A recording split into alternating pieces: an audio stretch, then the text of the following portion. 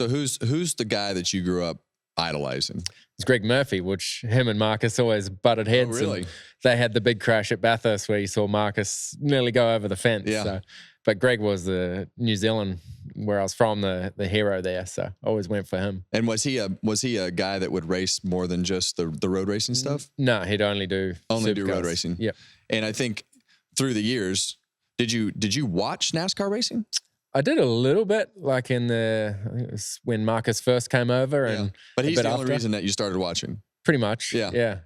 I always went for Tony Stewart though. Sorry. Okay. But yeah, I was a big Tony Stewart fan. So working with Darian Grubb last year, that was a pretty cool moment for me. Eye-opening. Yeah. He had some cool stories. I was going to say, he's definitely got some cool stories through all the things that they went through together. Yeah. But when you came to America and you said, okay, I'm going to do this, you obviously had to talk to Justin. And tell us how that conversation started. How did Justin reach out? Somebody else? How did you guys get connected? Because I think that is so intriguing. Initially? Yeah.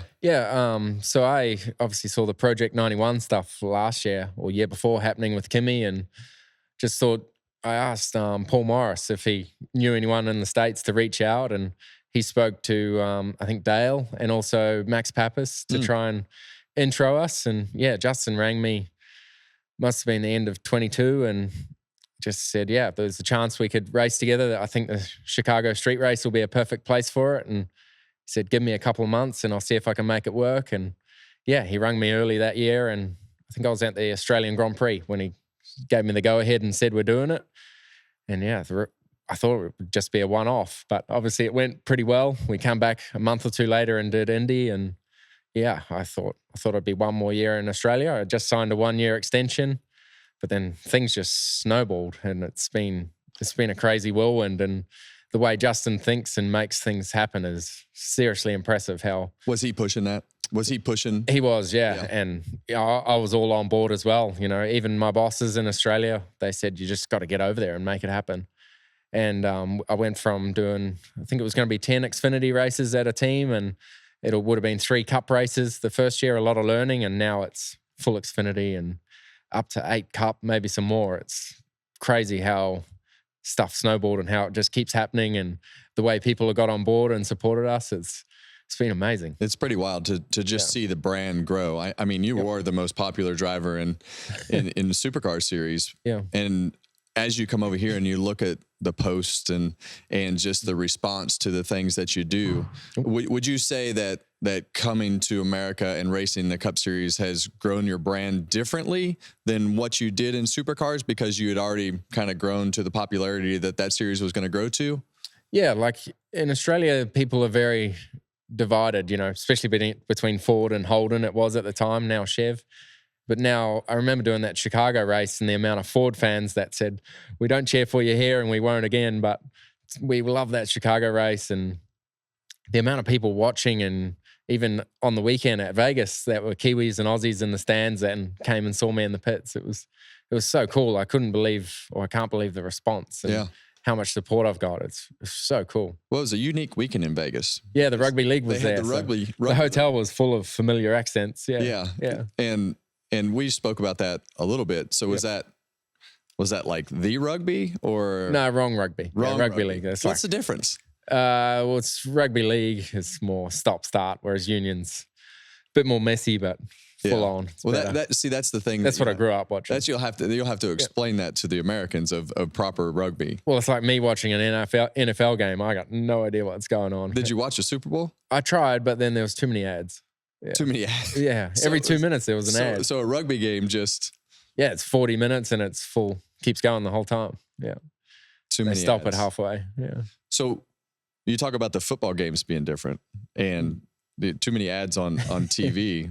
What else has been different? I heard you talk about the Talladega Nights and how that should have been a documentary, which was... Well, you brought his house, haven't you? Well, Ricky Bobby's house. You got to keep a good story rolling. So I think I think for us, like, I never watched Talladega Nights. I watched it one time, and I had the same reaction that Corey had. It's like, I'm kind of offended about that. I don't really know that I should that I should watch that movie again. And now you realize it's a comedy and it's fun and you own the house. But you say it's a documentary. It's just, you see all the guys, everyone's got the family, the kids, and always wearing the big sponsor jackets, and everyone seems to just have a massive house. So. Is there anything that, from a culture standpoint, from a food standpoint, the way that you drive, is there anything that you say, oh man, this is not really how I would envision it being? It hasn't been one particular thing. Like everything is subtly different, but the same. But the biggest thing is I find probably is the attitude of people. Like everyone's much more friendly, says hello at the supermarket and stuff like that. In Australia, everyone just keeps to themselves, does their own thing. Everyone's really friendly here. It's really cool. So when you go to this, have people started to recognize you in Mooresville?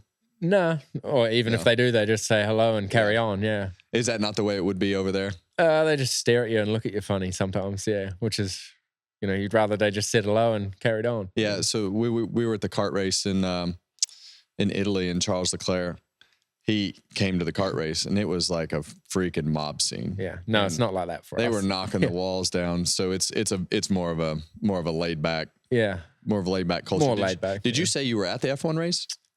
When's that? At the Australian Grand Prix? Yeah, we race there every year. So. Oh, you race with them? Yeah. I gotcha. Yeah, as a support category. I gotcha. Yeah. Is that anything that do you follow F1? I do a little bit, yeah. I was a big Max fan, so always watching that. But I haven't really watched it the last couple of years. It's not much happening. Do you guys have much interaction with the Red Bull stuff? We do a bit. I'm on the same sim team as Max, so we race on the sim a little bit together. Oh my God, yeah. You're a sim racer too? Not too much recently, but yeah. So I get on the sim, and I'll be on there with the kids, and I'll be like 3 seconds off. And I don't know how you are with the sim, but I struggle because of the fact that I have to use my eyes. And when I have to use my eyes, things are. I think that's an age thing. Yeah. I think you're right, and I think my eyes have aged a little bit more than probably what most eyes have aged. I had the LASIK surgery. I got glasses, and I would literally lay in the motorhome, and I would shut the shades. If it was a night race, I would shut the shades, and I would not go outside unless I had to go outside and do an appearance, because as soon as the light would change, my eyes won't change back. So I literally would lay in the dark, or I'd open the shades in the motorhome, and I'd get the sunlight in my eyes as soon as the sun would come up in the morning. Glad I'm not at your age then yet. Yeah. How old are you? 34 now. And now we're going to mark this down, because at some points your eyes are going to change a tremendous amount, but it's difficult in those day-night races now. Like Atlanta was the first one. See? Like, I'd never really done that before. So yeah. Running, I had a tinted tear off, had to take that off, and then the way the perceptions of the corners is pretty different.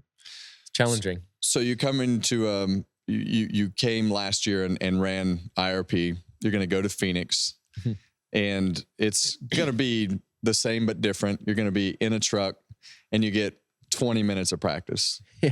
Is it all sim this week? Is it a lot of studying? Who and what have you studied this week in order to get ready for Phoenix? Yeah, actually watched last night Cole Custer's on board from the race there last year, and how he drives and just the way he explores the track. That's probably the biggest difference to circuit racing. You're trying to be in a rhythm, same line every lap, be consistent. It seems so variable here, and the fast line always changes, and the track migrates so much. That's the biggest thing. And the way the corners being different, you see a map of Vegas on a map, it looks like both corners are the same. They're completely different. So every track I go to, it's eye-opening so far. Hey, race fans, thanks for watching our video. For all NASCAR on Fox News, content, and the best clips from Fox Sports, be sure to follow and subscribe to our channel.